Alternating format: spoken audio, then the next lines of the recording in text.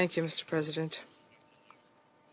I thank the Security Council for giving me this opportunity to report to you on the situation in the UNDOF area of operations.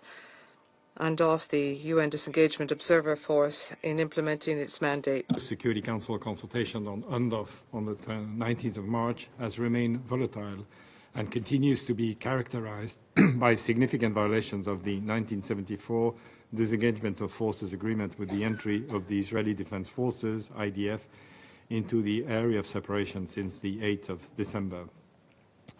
The Israeli Defense Forces currently occupies 12 positions that they established on the Bravo side, 10 in the areas of separation and 2 in the area of limitation in the vicinity of the Bravo line.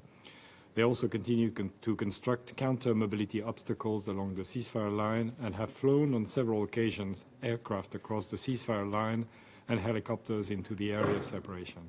The IDF also continue to impose some restrictions of movement on UNDOF and Observer Group Golan personnel in the area of separation.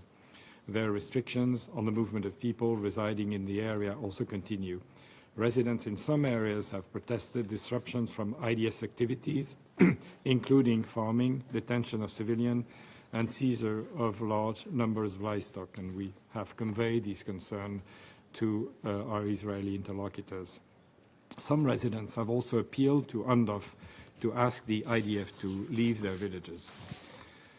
Mr. President, in this difficult operational environment, UNDOF personnel supported by the Observer Group Golan have continued to carry out to the best of their abilities activities entrusted to it, namely observation of the area of separation and the ceasefire line from their positions, as well as patrols and reports on the evolving situation. Allow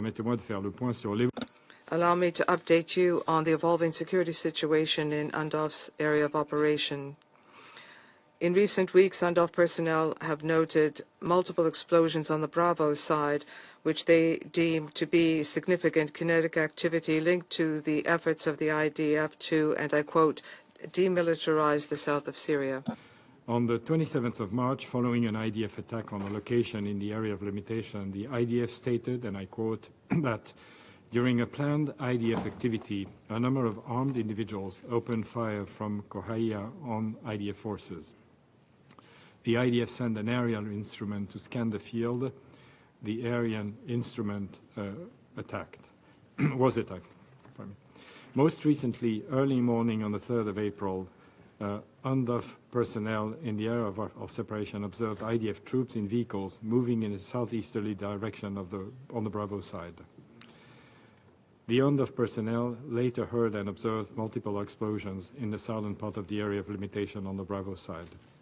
UNDOF assessed these explosions to be a result of the impact of IDF artillery fire, likely in Nawa and Tassil.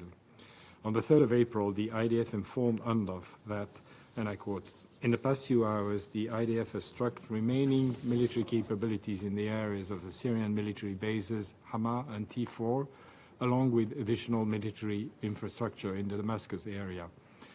The IDF will continue to act to eliminate any threat to the citizens of the State of Israel, end of quote. Additionally, open sources reported on the 3rd of April incidents of residents in Dera, including Tassil and Nawa, clashing with the IDF convoy that attempted to enter the towns, forcing the convoy to retreat under IDF air cover.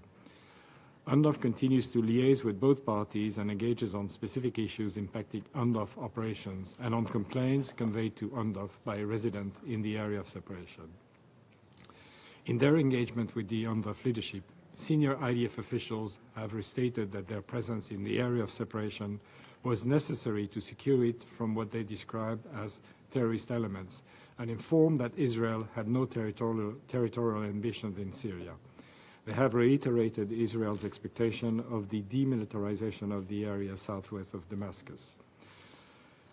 On the Bravo side, UNDOF is reinforcing its coordination mechanism through a new liaison arrangement with Syrian authorities. This includes enhancing information sharing protocols and regular consultative meetings. It remains critical that all parties uphold their obligation under the 1974 Disengagement of Forces Agreement, including by ending all unauthorized presence in the areas of separation and limitation, as well as refraining from any action would undermine the ceasefire and stability on the Syrian Golan. There should be no military forces or activities in the area of separation other than those on UNDOF. All actions that are inconsistent with the agreement are unacceptable.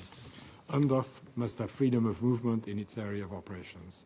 The freedom of movement and safety and security of UNDOF and Observer Group Golan personnel conducting their mandated task is of the highest priority. Monsieur le Président. Mr. President, in conclusion, I count on the continued cooperation of both parties so that the force can fully carry out its mandate. UNDOF remains essential for stability in the Golan and in the region. We are grateful to the Security Council for the continued support provided to UNDOF, and I reiterate that this unanimous support is needed now more than ever in this difficult time. Thank you. I thank